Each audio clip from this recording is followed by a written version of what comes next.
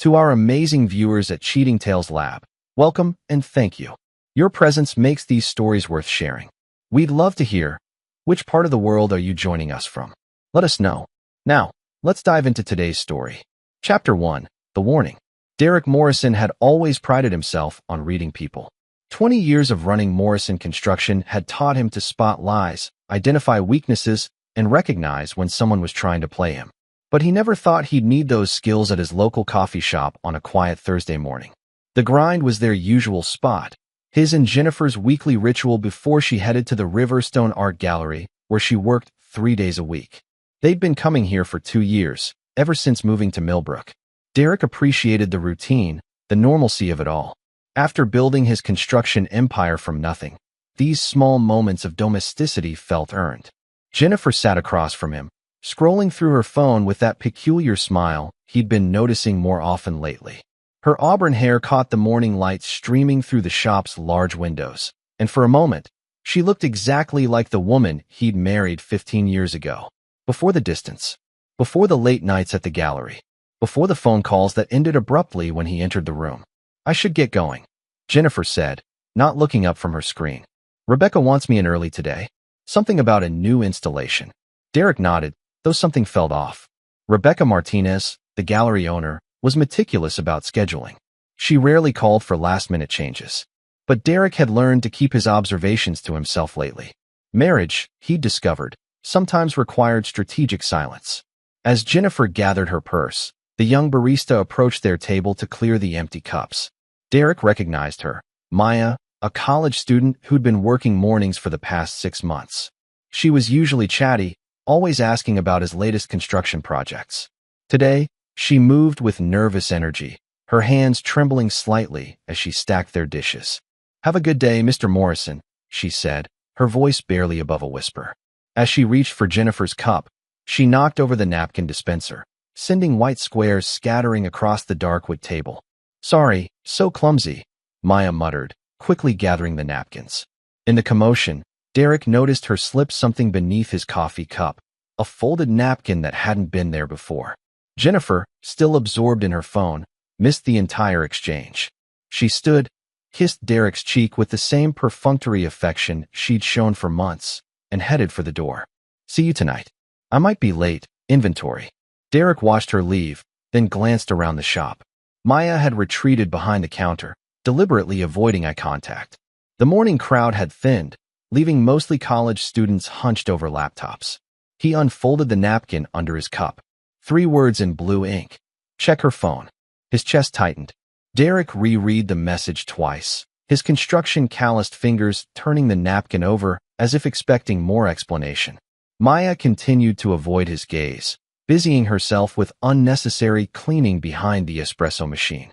Derek stood slowly, the weight of 15 years of marriage suddenly pressing down on his shoulders. He approached the counter, the napkin concealed in his palm. Maya looked up reluctantly, her young face flushed with obvious distress. "I need some sugar," Derek said loudly enough for anyone nearby to hear. Then, leaning closer, he lowered his voice. "What did you mean?" Maya's eyes darted around the shop before she spoke in barely audible tones. "I work evenings sometimes. At the Riverside Fitness Center downtown.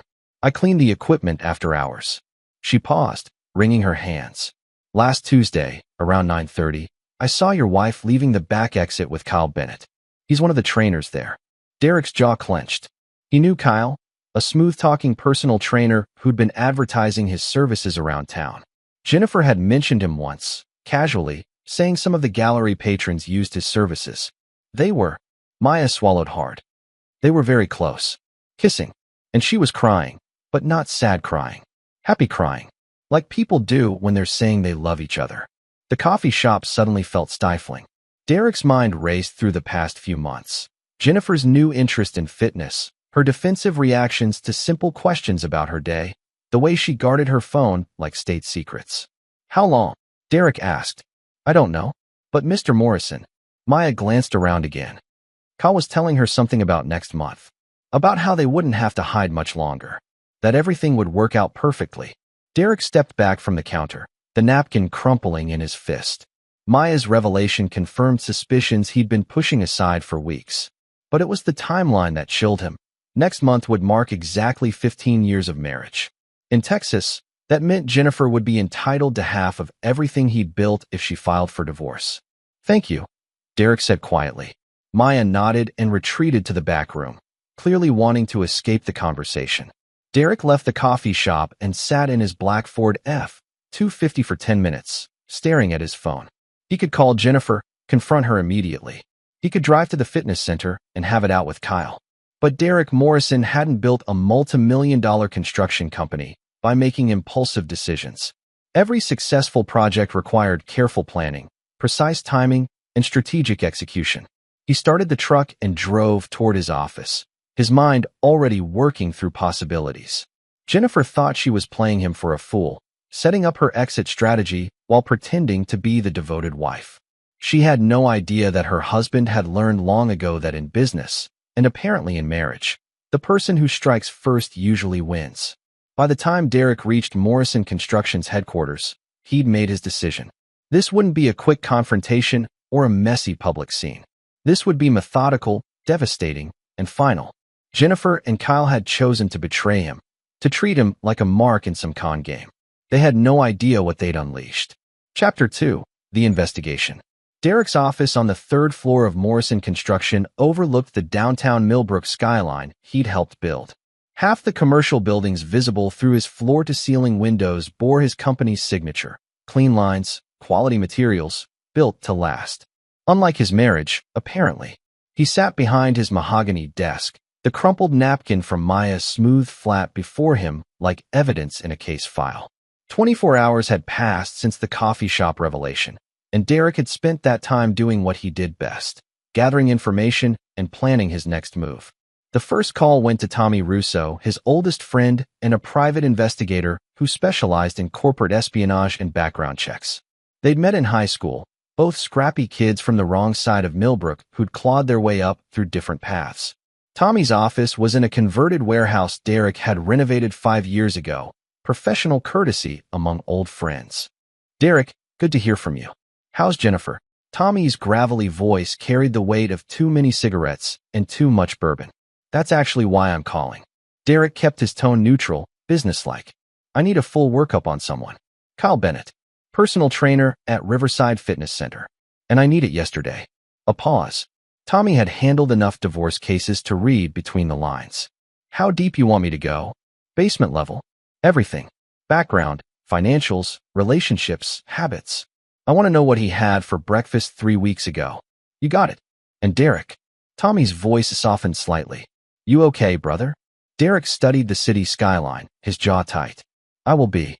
The next call went to Patricia Liu, Derek's attorney and the sharpest legal mind in 3 counties. Patricia had handled the contracts for Derek's biggest projects and had saved him millions in potential lawsuits over the years. She also happened to be one of the most ruthless divorce attorneys in Texas. "Patricia, I need to see you today. Personal matter. I can squeeze you in at 3. Everything all right? 15-year marriage coming to an end. I need to understand my exposure." Patricia's silence stretched for several seconds. She'd met Jennifer at company parties, had always seemed to like her. "I'll clear my afternoon schedule. Bring everything: financial statements, property deeds, business valuations. All of it." Derek spent the morning assembling documents, his methodical nature serving him well. He pulled bank statements, investment portfolios, property records, and business valuations. Everything he and Jennifer owned together. Everything he'd built with his own hands and sweat. The numbers were staggering. Morrison Construction was valued at $47 million. Their personal assets, the house, cars, investments, savings, added another $12 million. In a 50-50 split, Jennifer would walk away with nearly $30 million for 15 years of marriage. Money she apparently planned to share with her personal trainer boyfriend. But Derek wasn't planning a 50-50 split. He was planning something else entirely. At 3 o'clock sharp, Derek sat across from Patricia in her downtown office. She was a small woman with steel gray hair and the predatory focus of a shark. She'd reviewed his financial documents with practiced efficiency. "Worst case scenario, she takes half," Patricia said, sliding her reading glasses down her nose. "Best case, if we can prove adultery and she's not entitled to spousal support, she still gets half the marital assets. Texas is a community property state, Derek. There's no way around it. What if she doesn't file? Patricia raised an eyebrow. What do you mean? What if circumstances change? What if Kyle Bennett suddenly becomes unavailable? What if Jennifer finds herself in a position where divorce isn't her best option anymore? The attorney leaned back in her leather chair, studying Derek carefully. I need to be very clear about something. Whatever you're thinking, whatever you're planning, I cannot and will not be party to anything illegal. Are we understood? Derek smiled, but it didn't reach his eyes. Patricia, I'm a businessman. I solve problems within the bounds of the law. I'm simply exploring all my options. She held his gaze for a long moment. All right. Hypothetically speaking, if your wife chose not to pursue divorce proceedings, you'd retain all marital assets. If she were to become financially dependent on you for any reason, medical bills, legal troubles, loss of employment, a prenuptial agreement wouldn't matter because you never had one. And if her boyfriend were to become unavailable, if her incentive to leave the marriage were removed, yes, theoretically, she might choose to stay. But Derek, people don't just disappear in real life. Whatever problems your marriage has, violence isn't the solution. Derek stood, straightening his tie. I appreciate your counsel, Patricia. Send me your retainer agreement. I have a feeling I'll be needing your services soon. That evening, Derek arrived home to find Jennifer in the kitchen, preparing dinner with unusual attention to detail.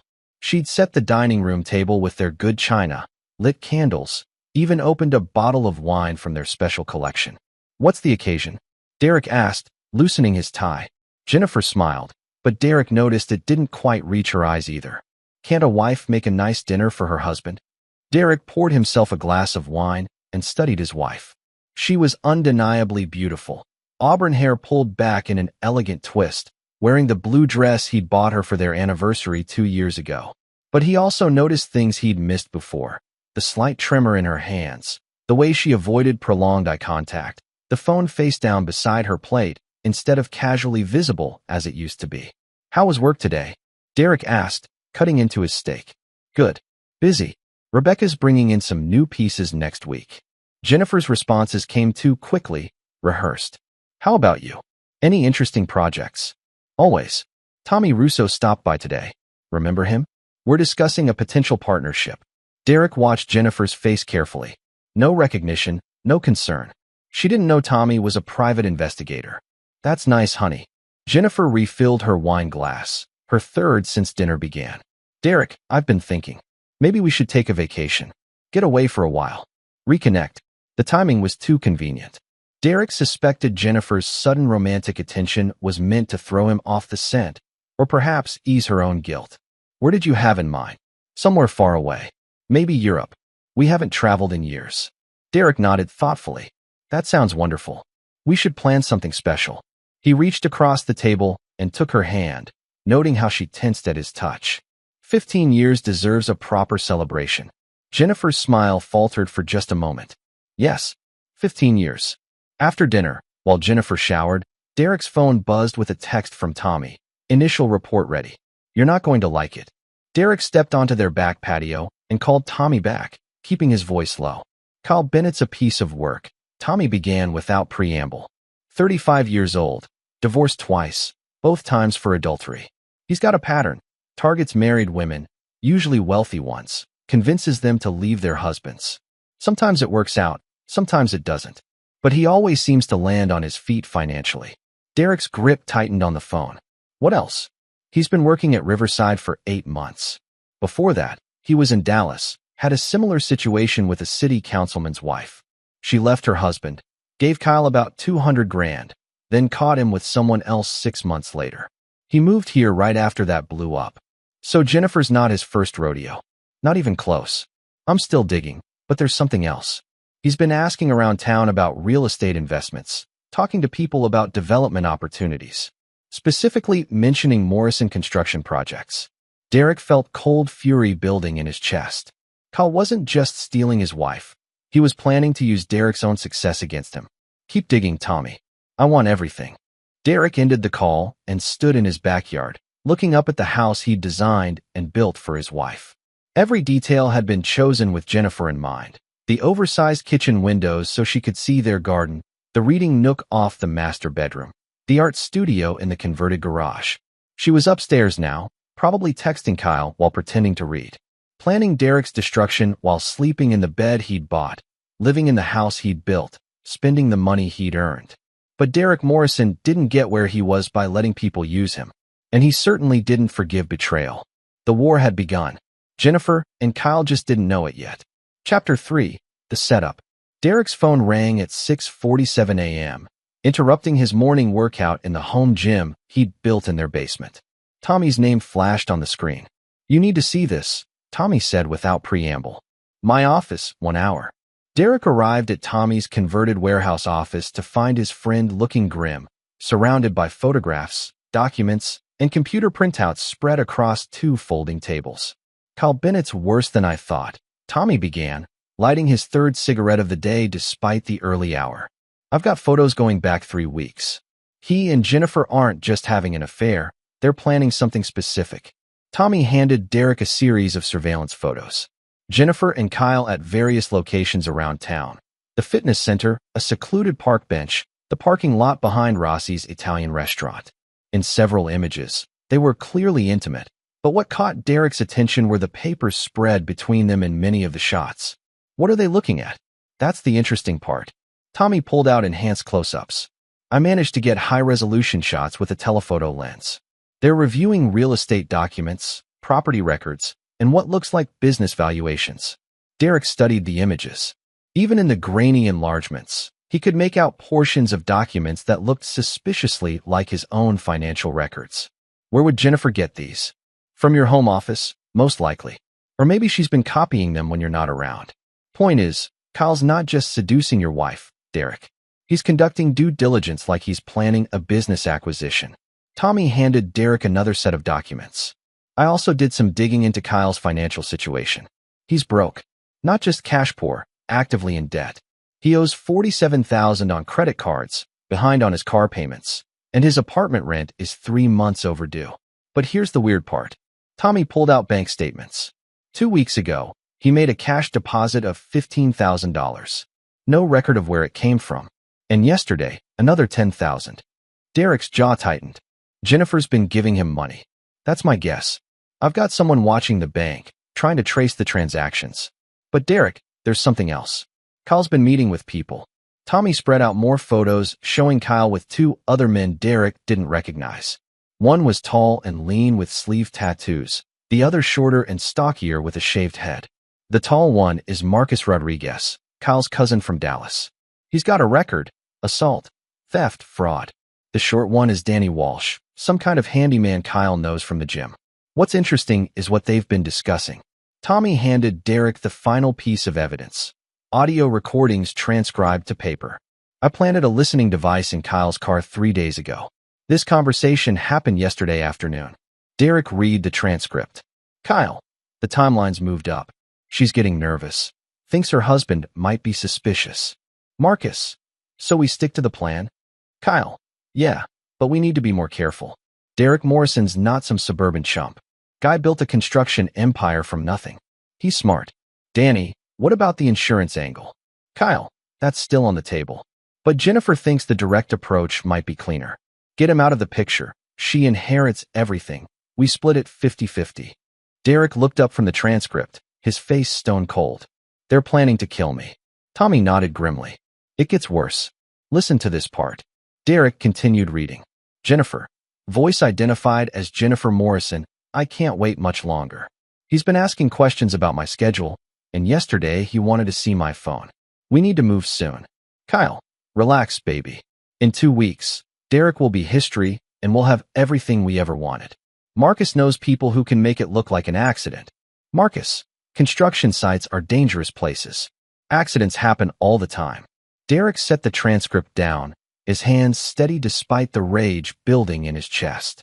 "How long have you been recording them?" 5 days. I've got hours of material. They've discussed everything from staging an accident at one of your job sites to making it look like a random robbery gone wrong. Jennifer's been feeding Kyle information about your schedule, your routines, even the security system at your house." Derek stood and walked to Tommy's window, looking out at the city skyline. His city, the place he'd built from nothing, where everyone knew his name and respected what he'd accomplished.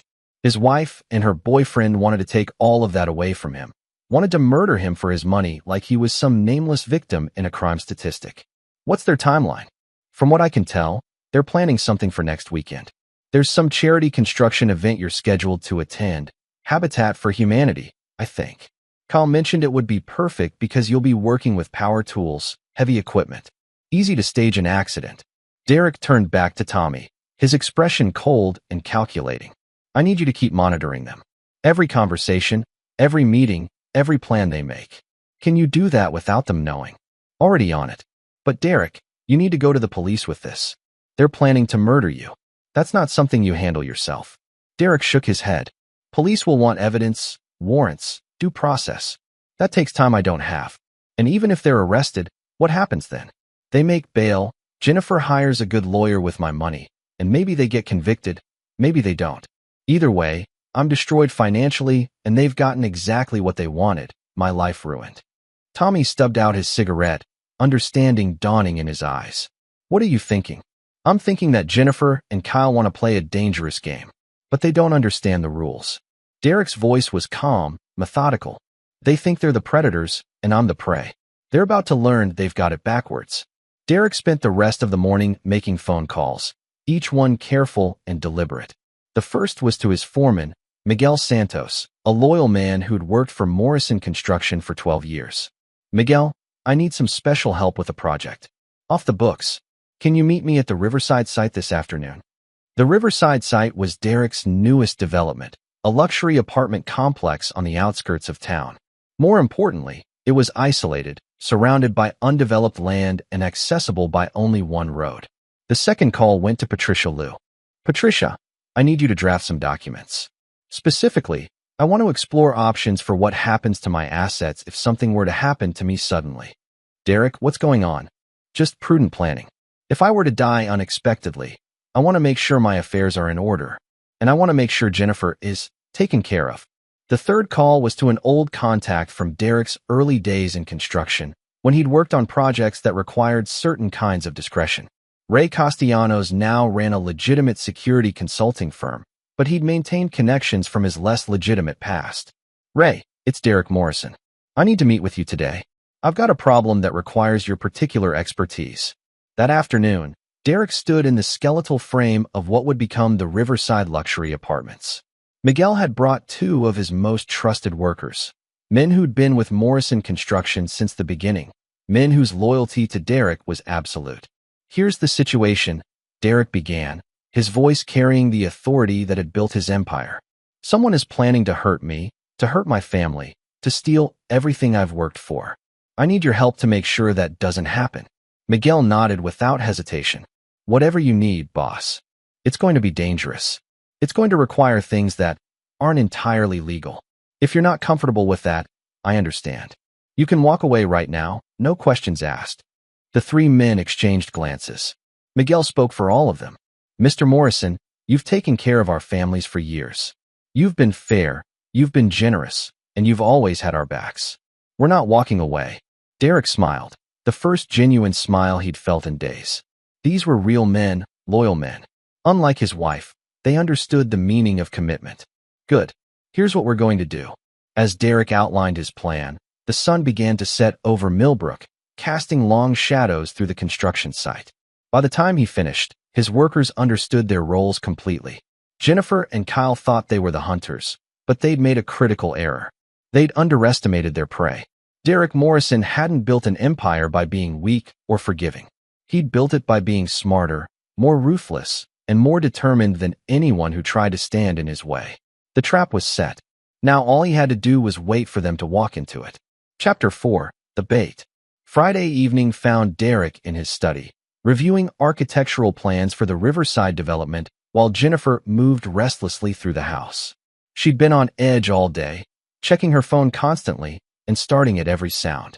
Derek pretended not to notice, playing the role of the unsuspecting husband while Tommy's surveillance equipment captured every nervous glance, every whispered phone call.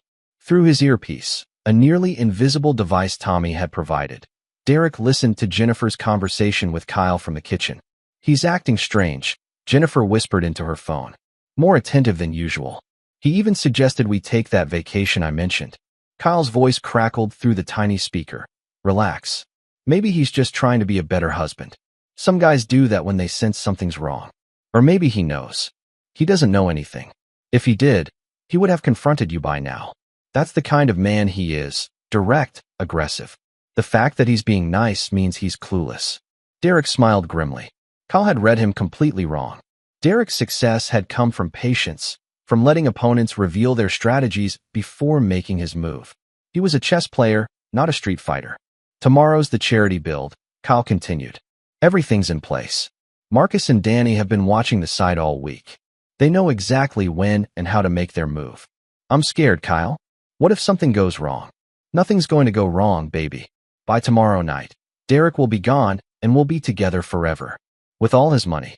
Derek removed the earpiece and walked upstairs to find Jennifer in their bedroom, ostensibly reading but clearly distracted.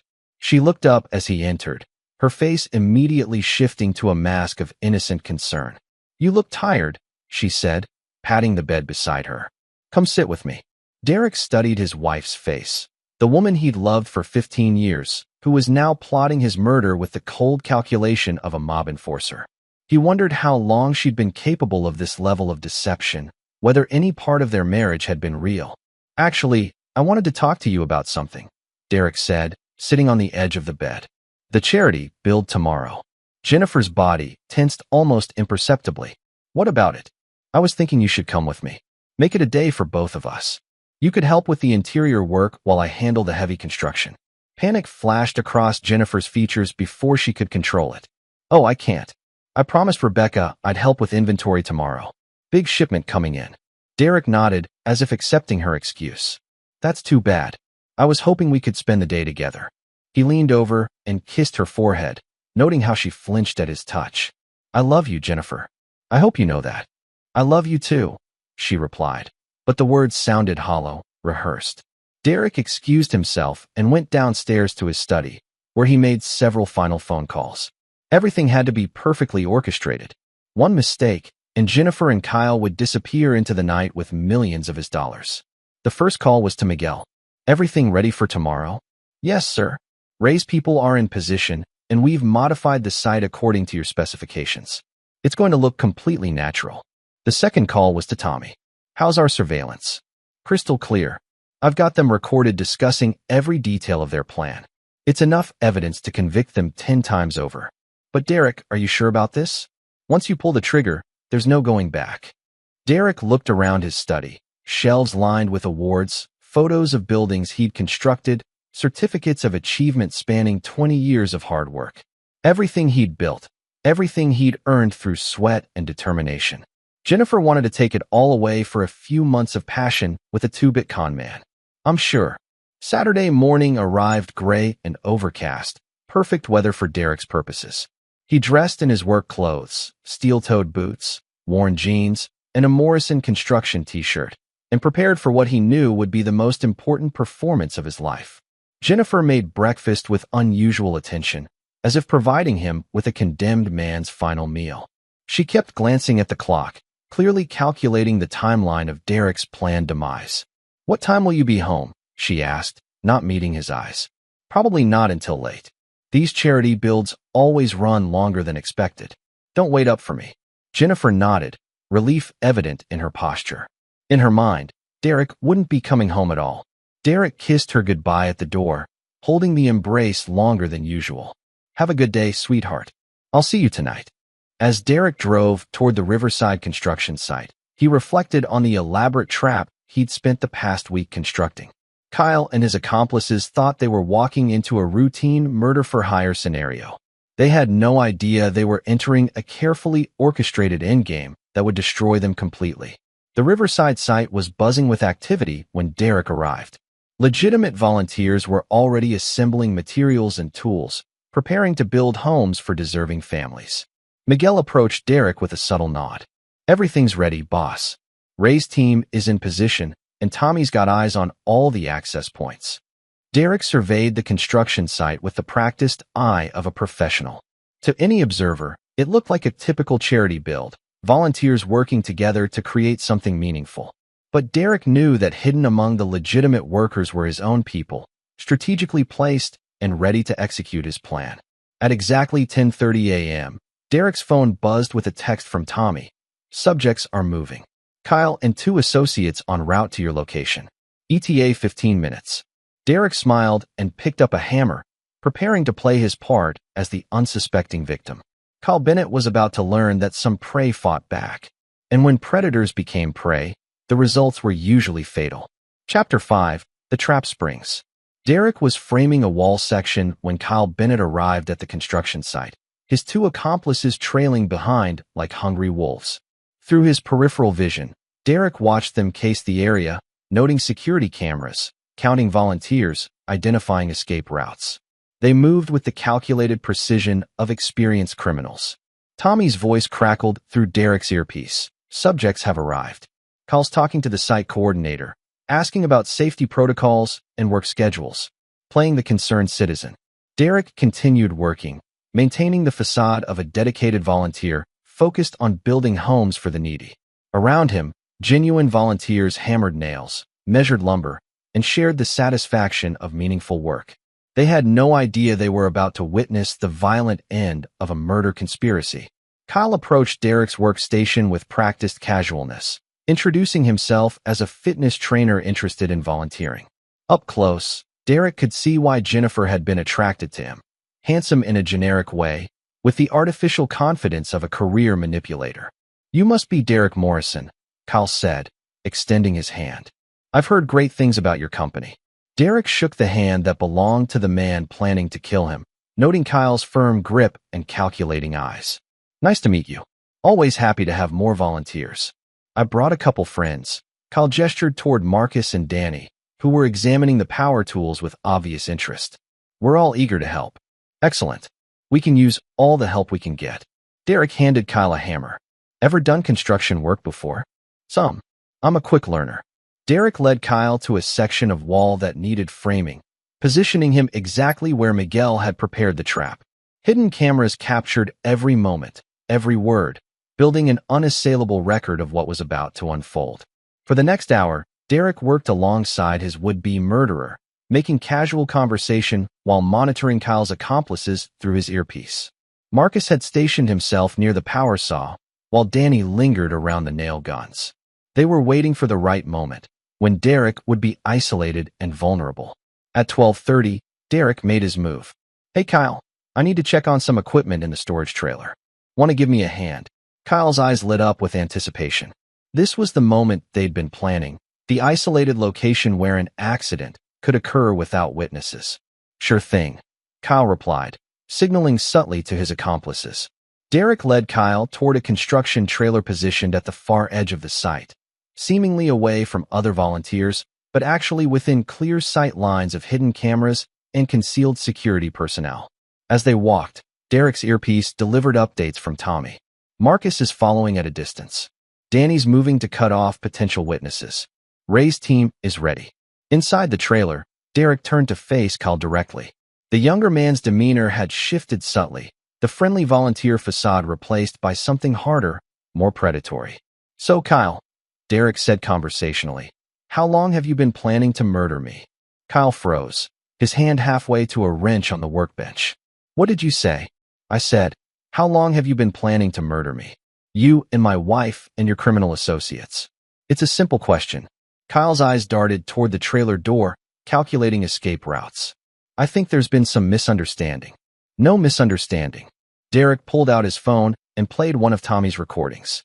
Kyle's voice filled the trailer, discussing murder plans with casual indifference.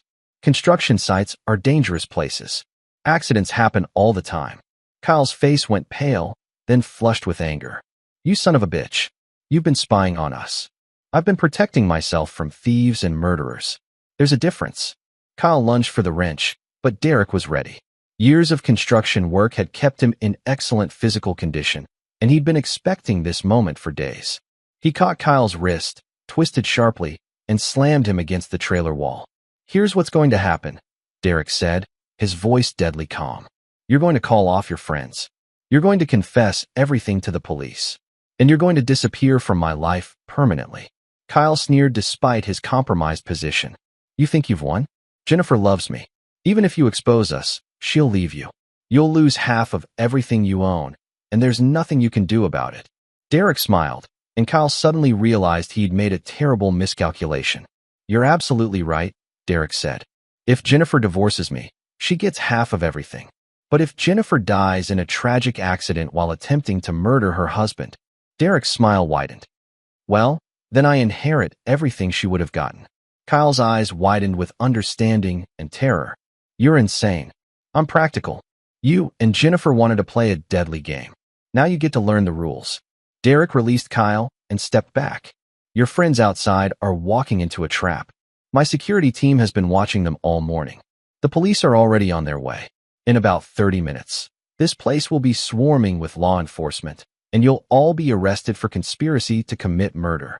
Kyle bolted for the door, but Derek didn't try to stop him. Let him run. Let him try to warn his accomplices. It was all part of the plan. Derek's earpiece crackled with updates as Kyle burst from the trailer. Subject 1 is running toward the power tool station. Marcus and Danny are converging on Derek's location, moving to intercept. Through the trailer window, Derek watched Kyle frantically signaling to his accomplices. Marcus grabbed a nail gun while Danny picked up a circular saw. They were abandoning subtlety, preparing for direct confrontation. But they were too late. Ray's security team emerged from their concealment, professional and efficient. Marcus found himself surrounded by 3 armed men before he could fire a single nail. Danny dropped the saw and raised his hands as 2 more security personnel appeared behind him. Kyle kept running, heading for the parking area where he'd left his car. He made it halfway before Miguel stepped into his path, flanked by 2 Morrison construction workers. Going somewhere? Miguel asked politely. Derek emerged from the trailer to survey the scene. His enemies were captured, his evidence was overwhelming, and his plan had worked perfectly. But this was only the first phase. The real test would come when Jennifer learned what had happened to her boyfriend and his murder plot. Derek suspected she wouldn't handle the news well, and her reaction would determine just how ruthlessly he'd need to finish this game. His phone rang. Jennifer's name appeared on the screen. Hello, sweetheart, Derek answered calmly. Derek, I just heard sirens heading toward the construction site. Is everything okay? Derek looked around at the captured would-be murderers, the police cars arriving in the distance, and the volunteers who were just beginning to understand they'd witnessed something extraordinary. Everything's perfect, Derek replied. In fact, I think this is going to be a day we'll remember for the rest of our lives. Chapter 6, The Revelation. Derek arrived home at 8:47 p.m. to find Jennifer pacing the living room like a caged animal. She'd changed clothes 3 times since his phone call, her hair disheveled from nervous fidgeting. The local news was playing on their large-screen television, volume turned up high enough that Derek could hear it from the driveway. 3 men were arrested today at a charity construction event in connection with an alleged murder plot, the anchor reported. Police say the suspects planned to kill local businessman Derek Morrison during what was supposed to be a community service project. Jennifer muted the television as Derek walked through the front door. Her face was a mask of barely controlled panic. Derek, thank God you're safe. She rushed to embrace him, but Derek sidestepped her approach. Quite a day, Derek said, loosening his tie. I never expected to be the target of an assassination attempt at a Habitat for Humanity build. Jennifer's hands trembled as she poured herself a glass of wine, her 4th since the news broke, judging by the nearly empty bottle on the kitchen counter. Do they know why someone would want to hurt you? Business rivals? Disgruntled employees? Derek studied his wife's performance with professional appreciation.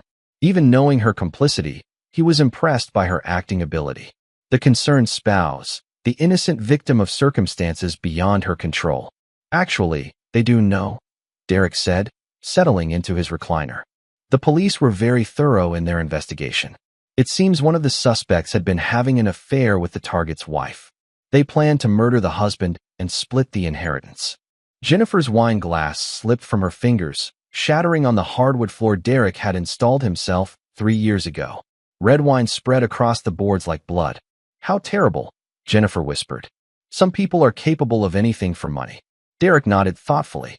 The police showed me surveillance footage. Hours of recordings, actually. The wife and her boyfriend discussing every detail of the murder plot, planning how to spend the victim's money once he was dead. Jennifer knelt to clean up the broken glass, her hands shaking so violently she cut herself on a shard. Blood mixed with wine on Derek's carefully crafted floor. "Jennifer," Derek said softly. She looked up from the mess, tears streaming down her face. Not tears of remorse, Derek realized, but tears of a trapped animal. The suspects gave full confessions, Derek continued. Kyle Bennett, Marcus Rodriguez, and Danny Walsh. They implicated a fourth conspirator, someone who provided inside information about the target's schedule, his financial worth, his security arrangements. Jennifer stood slowly, blood dripping from her cut hand. "Derek, I can explain." "Can you?" Derek's voice remained calm, conversational. "Can you explain why my wife of 15 years conspired with her boyfriend to murder me? Can you explain why you were willing to watch me die for money?" Jennifer backed toward the kitchen, looking for escape routes. But Derek had designed this house himself. He knew every entrance, every exit, every potential hiding place. "It wasn't supposed to happen like this," Jennifer said, her voice breaking. "Kyle said it would be quick, painless, like an accident." Derek stood and walked toward his wife, noting how she flinched with each step. "So you admit it. You were part of the plan to kill me." "I love him, Derek. I've never felt anything like this before. Kyle makes me feel alive in ways you never could." Derek laughed, a sound devoid of humor. "Kyle Bennett is a career criminal who's seduced at least 3 other married women in the past 5 years. Each time, he convinced them to leave their husbands and share their money with him. Each time, he abandoned them once he got what he wanted." Jennifer's face crumpled. "You're lying." Derek pulled out his phone and showed her Tommy's investigative report, complete with photos of Kyle's previous victims. Rebecca Mason in Dallas left her husband for Kyle, gave him $200,000, caught him cheating 6 months later. Patricia Williams in Austin divorced her husband, lost custody of her children, gave Kyle $150,000 before he disappeared. Should I continue? Jennifer slumped against the kitchen counter, the weight of her delusion finally breaking through her desperation. "He said he loved me. He said we'd be together forever. He said what he needed to say to get access to my money, just like he said to every other victim." Derek moved closer, his voice dropping to barely above a whisper. "The question now, Jennifer, is what happens next?" Jennifer looked up, hope flickering in her eyes. "We could start over. Go to counseling. I'll end things with Kyle. Kyle's going to prison for conspiracy to commit murder. 25 to life, according to my attorney. So yes, you'll definitely be ending things with him." Derek circled the kitchen island, keeping distance between them while maintaining psychological pressure. "But you still haven't answered my question. What happens to us?" "I want to save our marriage," Jennifer said desperately. "I made a terrible mistake, but we can work through this. 15 years has to count for something." Derek nodded as if considering her words. 15 years. You're right. That should count for something. Let me tell you what those 15 years were worth to you." He pulled out a folder of documents Patricia Liu had prepared. "Community property laws in Texas would have given you approximately $29.5 million if you divorced me legitimately. That's what 15 years of marriage was worth in legal terms." Jennifer's eyes widened at the figure. "But," Derek continued, "murder conspiracy is a felony. Convicted felons can't inherit from victims they attempted to kill. So your 15 years are now worth exactly $0. Derek spread the documents across the kitchen counter. "I had my attorney draw up some papers yesterday. Divorce papers, with terms that reflect your new circumstances. You get nothing. No alimony, no property settlement, no share of my business. You'll leave this marriage with exactly what you brought to it 15 years ago." Jennifer stared at the papers as if they were coated in poison. "Derek, please. I know I made mistakes, but..." "Mistakes?" Derek's calm facade finally cracked, revealing the rage he'd been containing for days. "You planned my murder, Jennifer. You fed information to criminals who intended to kill me with power tools at a charity event. That's not a mistake. That's attempted murder." Jennifer began crying harder, her makeup running in dark streams down her cheeks. "I'm sorry. I'm so sorry. I never meant for it to go this far." Derek felt nothing at her tears. No sympathy, no regret, no lingering affection for the woman he'd once loved. She'd killed that love when she chose to kill him. "Sign the papers, Jennifer. Tonight." or I'll have you arrested as Kyle's co-conspirator. Jennifer looked at the divorce papers, then at Derek, then back at the papers. If I sign these, what happens to me? You'll be free to start over somewhere else. Find a job, rebuild your life. Discover who you are when you're not spending someone else's money. And if I don't sign? Derek's smile was cold and final. Then you'll spend the next 20 years in prison, and I'll still get divorced anyway. Your choice. Jennifer picked up a pen with trembling fingers. She stared at the signature line for a long moment, perhaps contemplating the life she was about to lose, the comfortable existence she'd traded for a few months of passion with a con man. She signed her name with shaking letters. Derek witnessed the signature and collected the papers. You have until tomorrow night to pack your belongings and leave. Take only what you own before our marriage. Everything else stays here. Jennifer looked around the kitchen, the house, the life she was losing. Derek, there's nothing left to say, Jennifer. You made your choice when you decided I was worth more dead than alive. Now live with the consequences. Derek left his soon-to-be ex-wife sobbing in the kitchen and went upstairs to his study.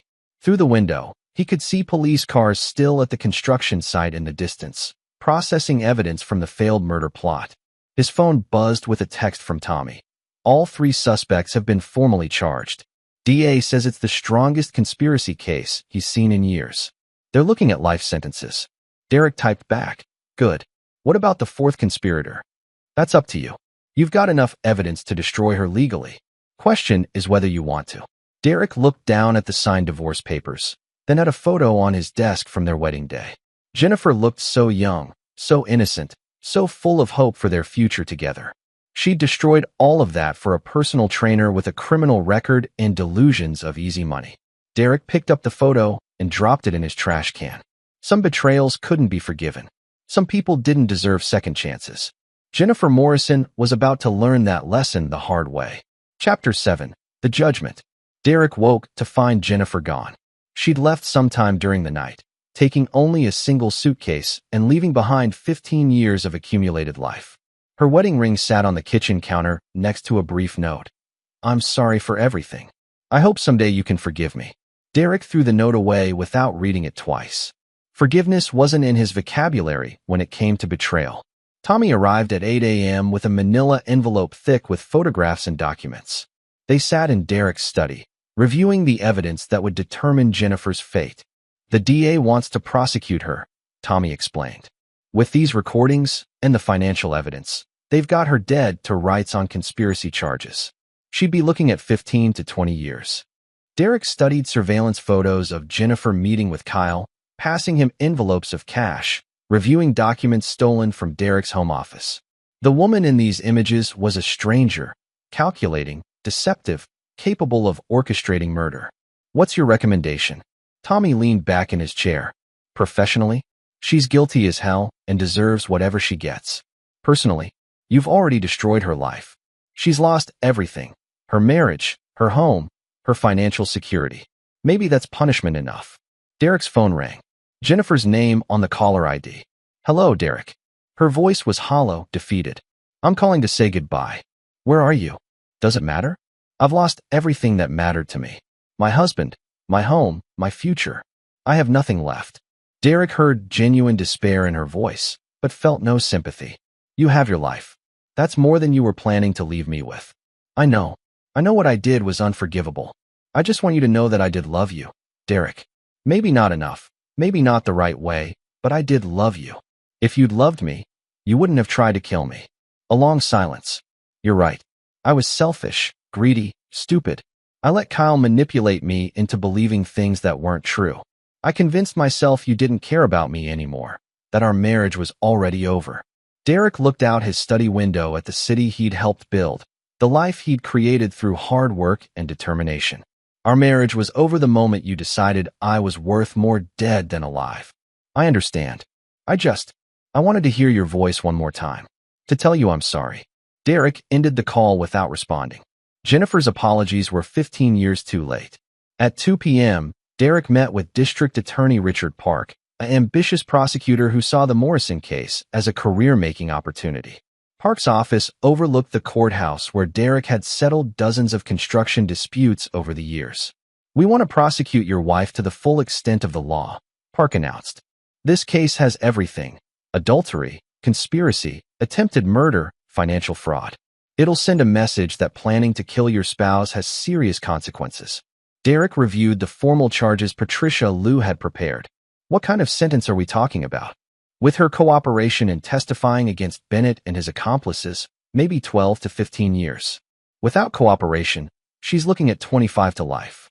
Derek considered the options. Jennifer in prison for decades, her life effectively over at 38. It was justice, certainly, but it was also the end of any possibility that she might someday understand the full weight of her betrayal. I want to make you an offer, Derek said finally. Park raised an eyebrow. What kind of offer? Drop the charges against Jennifer in exchange for her complete cooperation in prosecuting the other three. She testifies against them, provides all evidence in her possession, and accepts responsibility for her role in the conspiracy. In exchange for what? She leaves Texas immediately. No contact with local media, no attempts to profit from the story, no return to Millbrook ever. She disappears from my life permanently. Park looked skeptical. Why would you want that? She tried to have you killed. Derek stood and walked to the window, looking down at the courthouse steps where he'd won important legal victories over the years. Because destroying her completely doesn't bring me satisfaction. It just makes me like them. That evening, Derek met Jennifer at a hotel near the interstate, neutral ground for their final conversation. She looked exhausted, years older than when he'd last seen her just days ago. The well-dressed, confident woman he'd married had been replaced by someone broken and desperate. The DA has agreed to drop charges against you, Derek began without preamble. In exchange, you'll testify against Kyle and his friends, then leave Texas permanently. Jennifer looked up from her hands, surprise flickering across her face. Why would you do that? Because revenge is supposed to make you feel better. Destroying you completely just makes me feel empty. Jennifer nodded slowly. What happens now? You testify. You tell the truth about everything. Then you disappear from my life forever. And if I refuse? Derek's expression hardened. Then you go to prison for 25 years, and I still get on with my life. Your choice. Jennifer was quiet for several minutes, processing the offer. I'll do it. I'll testify against Kyle. Good. Patricia will handle the legal details. You'll need to stay in town until the trials are finished, but after that, you're free to go anywhere you want. Derek stood to leave, then paused. Jennifer. Yes. Was any of it real? Our marriage, the life we built together, was any of it real to you? Jennifer's eyes filled with tears. All of it was real, Derek.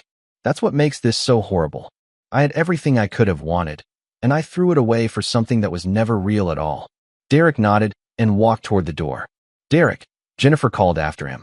Do you think, someday, could you ever forgive me? Derek turned back to look at his wife, one final time. The woman who'd shared his bed for 15 years, who'd been his partner in building a life together, who'd ultimately chosen to destroy him for money. No, Derek said simply. Some things can't be forgiven. Some betrayals can't be undone. This is one of them. Derek left the hotel and drove home through the city he'd helped build, past construction sites where his crews were creating something lasting and meaningful.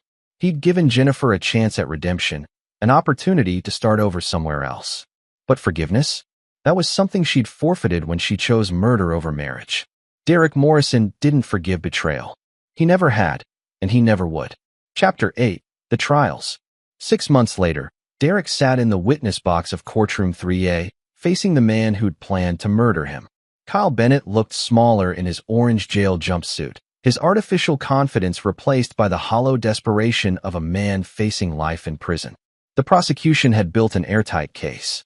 Tommy's surveillance recordings played for the jury in crystal clarity, Kyle's voice discussing murder plans with casual indifference. Bank records showed Jennifer's payments to Kyle.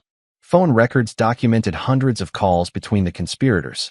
Mr. Morrison, prosecutor Janet Mills asked, did you have any indication that your wife was planning to have you killed? Derek looked directly at the jury, 7 women and 5 men, mostly middle-aged, the kind of people who understood the value of hard work and the sanctity of marriage. None whatsoever. I trusted her completely. And when you discovered the plot? I was devastated. 15 years of marriage, and she was willing to watch me die for money. Defense attorney Robert Chun tried to shake Derek's testimony on cross-examination, suggesting Derek had somehow entrapped his wife into the conspiracy. But the evidence was overwhelming, the recordings undeniable. Jennifer testified on the third day, looking frail and defeated in a simple black dress.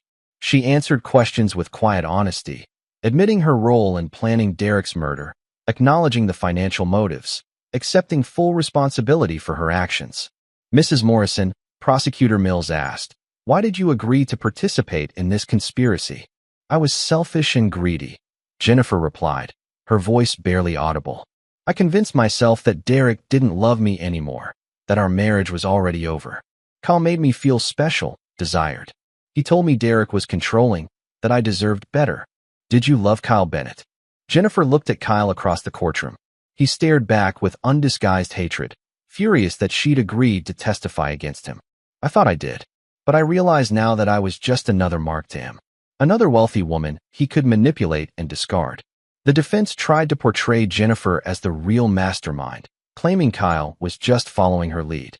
But the recordings told a different story. Kyle directing the conspiracy, Kyle bringing in the muscle, Kyle planning the specific method of Derek's murder. During a recess, Derek encountered Kyle in the courthouse hallway. They were separated by bailiffs and attorneys, but Kyle's voice carried clearly across the space. "You think you've won?" Kyle snarled. "You destroyed your own marriage, turned your wife against you, ruined everything you built together. Even if I go to prison, you'll always know she chose me over you." Derek looked at Kyle with the same dispassion he'd show a broken piece of construction equipment. "She chose you over a decent life, security, and 15 years of marriage. That says more about her judgment than it does about my worth." The jury deliberated for 3 hours before returning guilty verdicts on all counts. Kyle Bennett, conspiracy to commit murder, solicitation of murder, fraud, 25 years to life. Marcus Rodriguez, conspiracy to commit murder, possession of illegal weapons, 20 years. Danny Walsh, conspiracy to commit murder, 15 years. Derek felt no satisfaction as the sentences were read. Justice had been served, but it didn't restore his marriage or erase the betrayal. It just confirmed what he'd already known. Some people were willing to destroy anything for personal gain. After the trial, Derek met with Patricia Liu to finalize his divorce decree. The legal dissolution of 15 years took less than an hour. "It's finished," Patricia said, filing the final papers. "You're officially divorced. She can't make any claims on your assets, and the non-disclosure agreement ensures she can't profit from the story." Derek signed the last document, officially ending his marriage. What about Jennifer? Where did she go? Portland, Oregon. She found work at a small art gallery, living in a studio apartment. Uses her maiden name now. From what I understand, she's keeping a very low profile. Derek nodded. Jennifer's new life sounded lonely, anonymous, far removed from the luxury she'd once known. It was appropriate punishment, not vindictive, just natural consequences for her choices. That evening, Derek stood on the deck of his house, looking out at the city skyline. His phone had been ringing all day with reporters wanting interviews, documentary producers offering book deals, movie studios interested in the story rights. He declined them all. Tommy joined him on the deck, carrying 2 beers and wearing the satisfied expression of a job well done. "So what now?" Tommy asked. "You're free, you're wealthy, you're the most famous businessman in 3 counties. World's your oyster." Derek accepted the beer but didn't drink it. "Now I get back to work. Morrison Construction has projects waiting, buildings to construct, something meaningful to build." "What about dating? Finding someone new?" Derek shook his head. "I'm done with marriage, Tommy. Done trusting people with my heart, my future, my life. Jennifer cured me of that permanently." "That's kind of bitter, don't you think?" Derek looked at his oldest friend. "It's realistic. Jennifer had everything: love, security, partnership, a future together. She threw it all away for a few months with a con man. If I can't trust the woman I married, who can I trust?" Tommy was quiet for several minutes. "You know, Derek, not everyone is like Jennifer. Not everyone would make the choices she made. Maybe not, but I'm not willing to find out. Some mistakes you only make once." Derek's phone buzzed with a text from Miguel. "New project starting Monday. Riverside site is finally ready for occupancy. You want to be there for the ribbon cutting?" Derek typed back, "Wouldn't miss it." The Riverside project, where Kyle Bennett had planned Derek's murder, was now luxury apartments housing 24 families. Something positive had grown from the place where Derek had nearly died. That seemed appropriate. Derek Morrison had always been better at building things than destroying them, even when destruction was exactly what his enemies deserved. Chapter 9. The Reckoning. 2 years after the trials, Derek Morrison stood in his office reviewing blueprints for his largest project yet, a mixed-use development that would reshape downtown Millbrook. Morrison Construction had grown 40% since the publicity from the murder conspiracy, but success felt different now. Emptier somehow. His secretary buzzed the intercom. "Mr. Morrison? There's a young woman here to see you. Says her name is Amanda Morrison." Derek froze. He knew that name, though he'd never heard it spoken aloud. Amanda was Jennifer's daughter from her first marriage, a girl Derek had helped raise from age 8 to 18, who'd left for college just before Jennifer's betrayal came to light. "Send her in." Amanda walked into Derek's office looking exactly like her mother had at 22. Auburn hair, green eyes, delicate features that masked surprising strength. But where Jennifer had carried herself with casual confidence, Amanda moved with nervous determination. "Hello, Derek." She remained standing near the door, as if ready to flee. "I know I probably shouldn't be here." Derek gestured to the chairs across from his desk. "Sit down, Amanda. How are you? How's college?" "I graduated last month. Business degree from UT." Amanda perched on the edge of a chair, her hands clasped tightly in her lap. "I got a job offer in Dallas. Good company, good opportunity." Derek nodded, genuinely pleased. He'd always been proud of Amanda's academic achievements, her mature approach to life, her ability to stay focused despite her mother's chaos. "That's wonderful. Congratulations." Amanda took a deep breath. "I came here to apologize." "For what?" "For what my mother did to you. For the pain she caused, the betrayal, the attempt on your life. I know it's not my place to apologize for her actions, but I needed you to know that not everyone in our family is like that." Derek studied the young woman he'd helped raise, remembering piano recitals, high school graduations, late-night talks about college plans and career dreams. Amanda had been collateral damage in Jennifer's destruction, losing the only stable father figure she'd ever known. "You have nothing to apologize for, Amanda. You weren't part of your mother's choices." "I know, but I also know you must think we're all capable of the same kind of betrayal. That family loyalty means nothing, that people will always choose money over relationships." Derek was quiet for several minutes. Amanda's words cut closer to the truth than he'd admitted to anyone, including himself. "Your mother made her choices," Derek said finally. "They don't reflect on you." Amanda leaned forward. "Do you ever hear from her?" "No. We agreed she'd leave Texas permanently. As far as I know, she's honored that agreement." "She has. She lives in Portland now, works at an art gallery, uses her maiden name. She's different. Broken, I think. She won't talk about what happened, won't explain why she did what she did. She just says she made terrible mistakes and has to live with the consequences." Derek felt nothing at this news. No satisfaction, no regret, no lingering anger. Jennifer had become a stranger to him, someone from his past with no relevance to his present. "I hope she finds peace," Derek said, and meant it. Amanda stood. "There's something else. The reason I really came here." Derek waited. "I wanted to ask if you'd walk me down the aisle at my wedding." The request hit Derek like a physical blow. He'd assumed Amanda wanted nothing to do with him after everything that had happened. The idea that she still considered him family was both touching and painful. "Amanda, that's very kind, but you were more of a father to me than my biological father ever was. You taught me about hard work, about integrity, about keeping your word. You paid for my college, supported my dreams, believed in me when no one else did." Derek looked at this young woman who'd grown up in his house, who'd called him Dad for 10 years, who'd been an innocent victim of her mother's betrayal. "What about your real father?" "He walked out when I was 6. You were there from age 8 to 18. Which one sounds more like a real father to you?" Derek's carefully constructed emotional walls began to crack. For 2 years, he'd convinced himself that all relationships were transactional, that everyone would ultimately betray him for personal gain.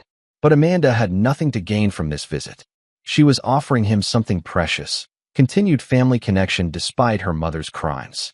"When's the wedding?" Amanda smiled for the first time since entering his office. June 15th. Small ceremony, just close friends and family. My fiance's name is Robert Chun. He's a teacher, good man with strong values. You'd like him. Derek's throat felt tight. I'd be honored to walk you down the aisle. Amanda rushed around the desk and hugged him, tears streaming down her face. Derek held her tightly, remembering all the times she'd run to him with scraped knees, failed tests, boy troubles, and college anxieties. Thank you, Amanda whispered. Thank you for not giving up on our family completely.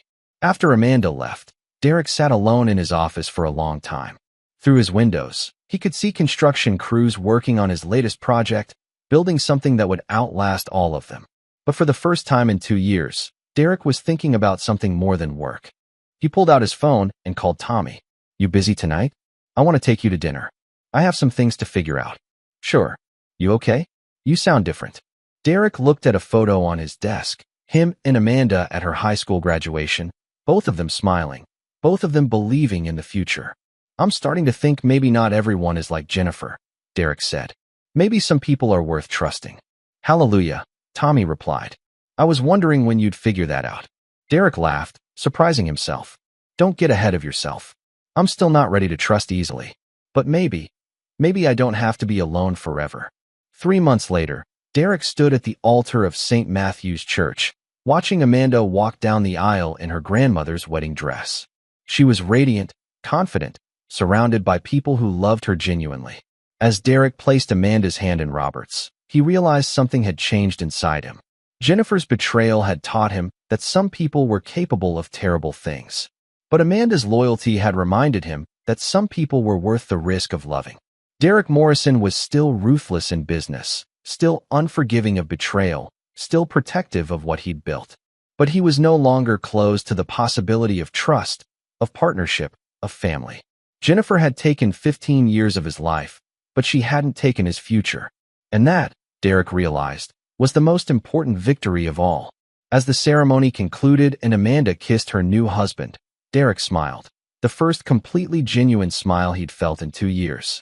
Some betrayals could never be forgiven, but some relationships were strong enough to survive anything. The difference, Derek had learned, was knowing which was which. This is where our story comes to an end. Share your thoughts in the comments section. Thanks for your time. If you enjoy this story, please subscribe to this channel. Click on the video you see on the screen, and I will see you there.